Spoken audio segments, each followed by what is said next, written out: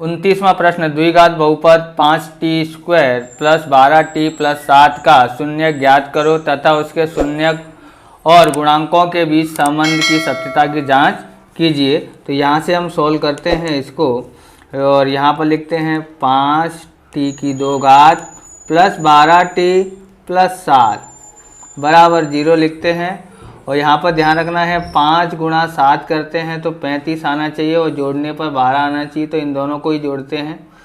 पहले हम 7 बड़ी संख्या को पहले लिख लेते हैं तो 12 भी आता है, गुणा करने पर इतना भी आता है, बरोबर। तो हम यहाँ पर लिखते हैं 5t² प्लस 7t लिख देते हैं, फिर लिखते हैं 5t प्लस 7 बराबर 0। रब ने बना दी जोड़ी। आप इस तरह के वीडियो देखना चाहते हो तो डिस्क्रिप्शन में पूरी प्लेलिस्ट दी है अलग अलग, वहाँ से आप देख सकते हो। चैनल बने हो, चैनल को सब्सक्राइब करना क्योंकि इस प्रकार के वीडियो आपको प्राप्त होते रहेंगे। तो रब ने बना दी जोड़ी। अब हम यहाँ पर करते हैं तो यहाँ पर 5, यहाँ से t कॉमन आ जाता है तो यहाँ रह जाता है 5 और t² में से एक घात निकाली, एक घात रह जाती है। यहाँ रह जाता है 7t, यहाँ पर निकल आया है क्योंकि एक ही घात थी, एक घात बाहर आ गई है। यहाँ से यहाँ तक कुछ कॉमन नहीं आता है तो एक आता है, तो इस तरह से हम लोग 5t प्लस 7 लिख देते हैं बराबर 0। ये कोष्टक और एक कोष्टक एक जैसा होगा तो आपका आंसर सही है वरना गलत है।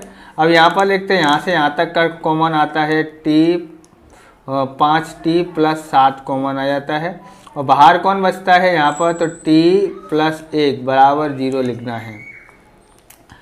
5t प्लस 7 बराबर 0 और t प्लस 1 बराबर 0 लिखते हैं। ओके, तो t प्लस 1 बराबर हमने 0 लिखा है। उसके बाद हम क्या करते हैं कि 5t बराबर ये उधर जाता है तो ये माइनस का 7 और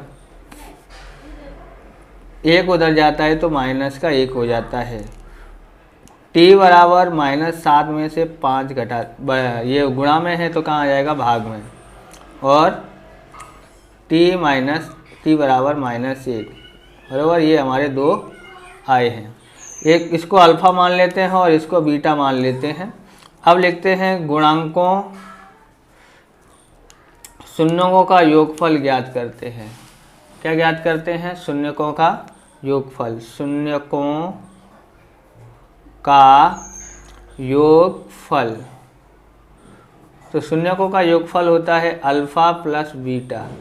तो अल्फ़ा हमारे पास है -7 बट्टे में 5 प्लस माइनस का 1, जिसके बट्टे में कुछ नहीं उसके बट्टे में 1। हर समान करने के लिए 5 का गुणा करना पड़ेगा।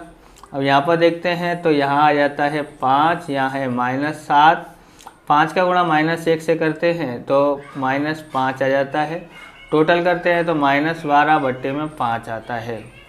अब यहाँ पर देखोगे तो ध्यान से, यहाँ पर क्या होता है, x का -x का गुणांक, -x का गुणांक बट्टे में x² का गुणांक। तो हम लोग चेक करते हैं क्या x का गुणांक 12 है, क्या x² का गुणांक 5 है। तो यहाँ पर हम लोग देखते हैं सवाल में, तो ये हमारे पास ये है हमारा, यहाँ x की जगह पर हमारे पास क्या है, t है। ओके, यहाँ t है तो t लिखते हैं यहाँ पर t²। तो जहाँ t लिखा है वहाँ पर देखें कितना लिखा है, 12, बोले हाँ 12 है। ओके, और जहाँ t² लिखा है वहाँ पर 5 है, बोले हाँ 5 है। तो यहाँ पर इस तरह से ये सत्यता जांच की। अब हम आगे देखते हैं शून्यकों का गुणनफल। शून्यकों का गुणांक या गुणनफल अल्फ़ा बीटा, यानी -7 बट्टे 5 गुणा -1 करते हैं तो गुणा कर देते हैं तो 7 × 7 प्लस का हो जाता है बट्टे में 5। हम लिखते हैं यहाँ पर अचर या चल पद बट्टे में x² का गुणांक। तो यहाँ पर देखो x² का गुणांक तो 5 हमने चेक कर लिया था। क्या अचर पद 7 है, तो यहाँ पर देखते हैं अचर पद 7 है तो इसको बोलते हैं अचर पद। हाँ, सत्यता हमने जांच कर ली है। अब हम अथवा वाला सवाल देखते हैं। ये लिखा है 29वां, यदि बहुपद px बराबर 2x² - t 3x प्लस के शून्यकों पर व्यस्त विलोम हो तो k की कीमत ज्ञात कीजिए। इसको पहले ये 1 नंबर में पूछा जाने वाला क्वेश्चन था, अभी ये 2 नंबर में आया है। वैसे तो अब विलोम व्यस्त लिया हो तो हमको क्या करने का है यहाँ पर कि जब विलोम या व्यस्त हो तब a बराबर जो होता है वही c बराबर होता है, यानी k बराबर 2 आ जाता है डायरेक्ट आंसर ऐसे। लेकिन यहाँ पर नहीं दिया है तो हम लोग लिखेंगे माना कि एक शून्यक यानी x बराबर हम लोग क्या मान लेते हैं अल्फ़ा, एक शून्यक अल्फ़ा मान लेते हैं। ओके, तो इसका विलोम करते हैं तो कितना हो जाता है 1/अल्फ़ा। अब ये क्या बोला है शून्यकों का गुणांक क्या होता है c/a। ओके, तो अब यहाँ पर करते हैं तो शून्यकों गुणांक में हम लोग करते हैं, दोनों शून्यक हैं, एक है ये है अल्फ़ा बराबर c/a क्या है तो c/, देखो c ये है तो यानी k और a क्या है 2। ओके, हम लोग आगे क्या करेंगे तो हम लोग यहाँ पर करते हैं इसका इससे ये गुणा हो जाता है अल्फ़ा बट्टे में अल्फ़ा बराबर k/2। अल्फ़ा से अल्फ़ा कट जाता है, यहाँ आ जाता है 1 k/2, ये आ जाता है k बराबर ये इसके गुणा में जाता है तो 2 आ जाता है, k की कीमत 2 आ जाती है। अब 30वां प्रश्न देखते हैं। Sine 30 plus tan 45 minus cosec 60 sec 30 plus cos 60 plus cot 45 की कीमत ज्ञात कीजिए।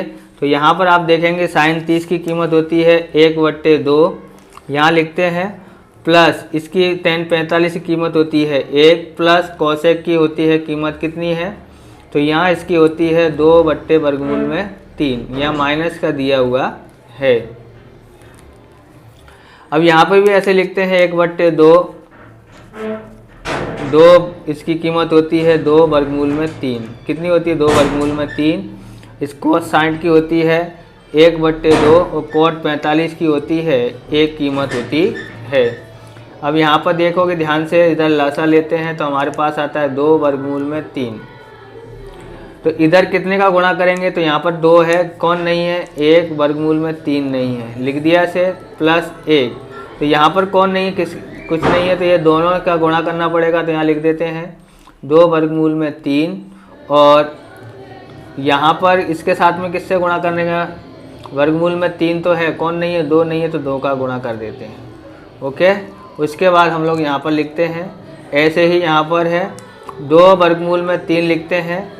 इधर कौन नहीं है तो इधर 2 के साथ में यहाँ पर कौन नहीं है तो 2 नहीं है तो 2 का गुणा करेंगे प्लस 1। यहाँ कौन नहीं है इन दोनों में से तो 2 नहीं है। ओके, 3 नहीं है तो 3 का गुणा कर देते हैं।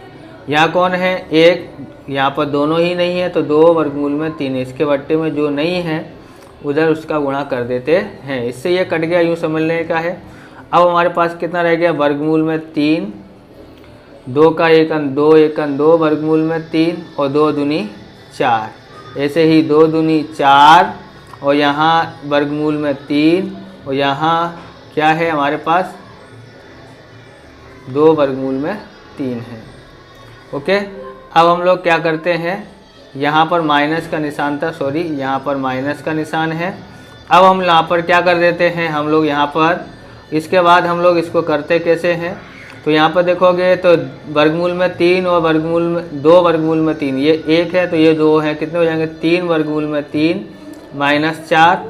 ऐसे ही यहाँ पर 3 1 है और ये 2 है, जुड़ जाएंगे तो 3 हो जाते हैं, 3 हो जाते हैं और प्लस का 4। ओके, अब हम लोग इसको क्या बोलते हैं वर्गमूल हटाने के लिए इसके अपोजिट निशान का गुणा कर देते हैं, यहाँ पर ऊपर और नीचे। अब यहाँ पर देखोगे तो ये हो गया हमारे पास, इसका इससे गुणा कर देते हैं तो आता है 3 त्रिक 9 बराबर 3 त्रिक 9 गुणा वर्गमूल 3 का गुणा वर्गमूल 3 से करते हैं तो वर्गमूल में कितना हो जाता है 9 हो जाता है, उसका वर्गमूल हो जाता है 3। ओके, गुणा करते हैं तो 9 इस तरह से आ जाता है और इसका गुणा ऐसे करते हैं तो 3 चौक 12 वर्गमूल में 3। 4 का गुणा ऐसे करते हैं तो 3 चौक 12 वर्गमूल में 3 और 4 का गुणा 4 से करते हैं तो प्लस का 16 हो जाता है। इधर अलग अलग एक जैसे अलग अलग निशाने हैं तो क्या करने का, डायरेक्ट वर्क कर देना है। ओके, अब यहाँ पर देखोगे तो डायरेक्ट यहाँ पर हो गया, ये हो गया हमारा 27 हो गया। कितना हो गया, ये 27 हो गया। 27 हमने कर दिया यहाँ पर 27। उसके बाद हम लोग क्या करते हैं, तो 12 12 24 हो जाता है, वर्गमूल में 3 और यहाँ पर 16 लिख देते हैं। यहाँ पर 3 का वर्ग हो जाता है, 3 का वर्ग हो जाता है 9 और वर्ग से वर्गमूल हट जाता है तो ये हो गया 9 तिया 27। 4 का वर्ग हो जाता है 16। उसके बाद हम लोग क्या करते हैं, इसमें से इसको घटाते हैं तो आता है कितना, घटाना नहीं है जोड़ना है। जोड़ देंगे तो 43, 24 वर्गमूल में 3 और यहाँ घटाते हैं तो हमारे पास यहाँ 11 आ जाता है। इस तरह से इसका आंसर आ जाता है। अब यहाँ पर करते हैं 30वां सवाल। 10 5 10 25 10 45 10 65 10 85 बराबर 1 आता है। तो पहले तो LHS करके लिखना पड़ेगा। 10 5 डिग्री, 10 25, 10 45, 10 65 और 10 85 लिखा है हमने इस तरह से। उसके बाद हमको क्या करना है कि 10 5 लिख दिया, 10 25 लिख दिया और इसकी कीमत कितनी होती है, 1 लिख देते हैं, गुणा इसको बदल देते हैं। तो यहाँ लिखते हैं 10, 90 में से कितना घटाएंगे तो 65 आता है। तो 90 में से 25 घटाते हैं तो 65 आता है। इसी तरह से यहाँ पर 10, 90 में से कितना घटाएं तो 85 आता है। तो 5 घटाते हैं तो 85 आ जाता है। अब 10 5, यहाँ पर 10 25 गुणा 1 गुणा यहाँ आ जाता है 10 किस में बदल जाता है, कॉट 25 में बदल जाता है। ये भी 10 किस में बदल जाता है, कॉट 5 में। अब उसमें लिखते हैं 10 5 गुणा कॉट 5। इसी तरह से 10 25 कॉट 25 और गुणा 1। इसकी कीमत का मतलब होता है 1, इसकी कीमत का मतलब होता है 1, इसकी कीमत है 1। 1 से गुणा करेंगे तो यहाँ हो जाता है 1 एकन 1 बराबर RHS। फिर आप पूरा सवाल उतार देने का है। इस तरह से ये वीडियो पूरा होता है। अब मिलते हैं नेक्स्ट वीडियो में। जय हिंद, जय भारत, वंदे मातरम।